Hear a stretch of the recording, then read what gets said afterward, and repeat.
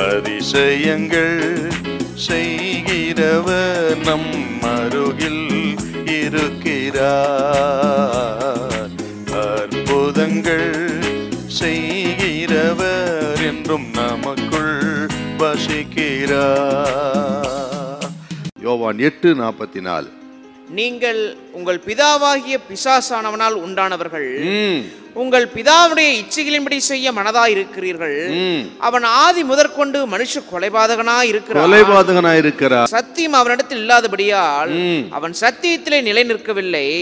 அவன் பொய்யனும் பொய்க்கு பிதாவுமாய் இருக்கிறபடியால் அவன் பொய்யன், பொய்க்கு பிதாவன். பொய்க்கு பிதா என்று சொன்னால் அவன்தான் தகப்பன்.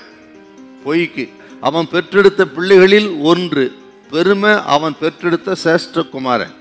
பெருமை தான் முதல் சேஷ்டகுமாரன் சாத்தானுக்கு. அடுத்தது பொய். ஆக சாத்தான் இன்னைக்கு அவன் பொய்யனா இருக்கிறபடினால எதெல்லாம் பொய்ன்னு சொல்றான்னா, தேவனையே பொய்யர் என்று சொல்கிறவனா இருக்கிறான். அதான் ஆதியாகமம் 3:1 ஏவாளை பார்த்து சொன்னது உண்டோ அப்படின்னு சொல்லி, இல்லை நீங்க புசிக்கலாம், தேவதூதனை போல் ஆவின்னு சொன்னான் பாருங்க. அப்ப ஆண்டவரை பொய்யர் என்று மனிதனிடத்துல பொய்யர் என்று அவன் பொய்யாக சொல்லி நம்ப வைக்க முயற்சித்தான். மரணத்தை குறித்து பொய் சொல்லுகிறான், நரகத்தை குறித்து பொய் சொல்லுகிறான், பரலோகத்தை குறித்து பொய் சொல்லுகிறான்.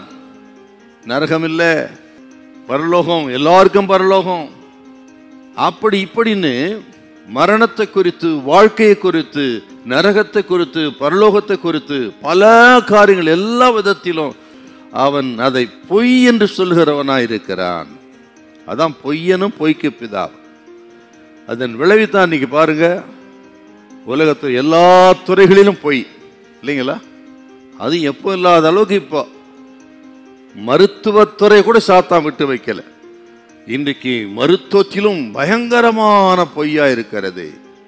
வியாபாரத்தில் பொய், வேலையில பொய், கல்வி நிறுவனங்களில் பொய், நடைமுறை வாழ்க்கையிலும் பாருங்க, திருமணத்தில் எத்தனை பொய், உறவுகளிலே இன்றைக்கு அதிகமான பொய் தான் அதிகமா இருக்கு.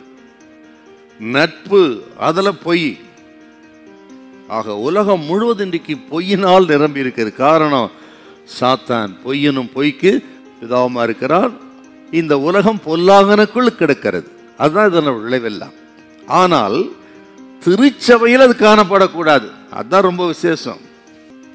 ஆக இந்த பொய்யினுடைய விளைவு பார்த்தீங்கன்னா, பொய்யர்கள் அவன் சாத்தான் ராஜ்யத்துக்குரியவர்களாய் மாறிவிடுகிறார்கள்.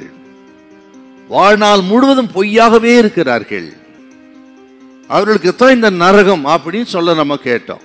அவர்கள் நரகத்துக்கு தப்ப முடியாது. ஆகவே நம்முடைய பேச்சுகள், கிரியைகள் எல்லாம் உண்மையா இருக்கணுங்க. அதுல பொய்யே இருக்கக்கூடாது. நல்லா தீர்மானம் பண்ணி ஒரு ஜபம் பண்ணணும் நினைக்கும். அது எதுவா இருக்கட்டும். ஆக உண்மையை பேசணும். நம்ம உண்மையா இருங்க, கர்த்தர் உங்களை உயர்த்துவார். ஹல்லேலூயா, ஹல்லேலூயா.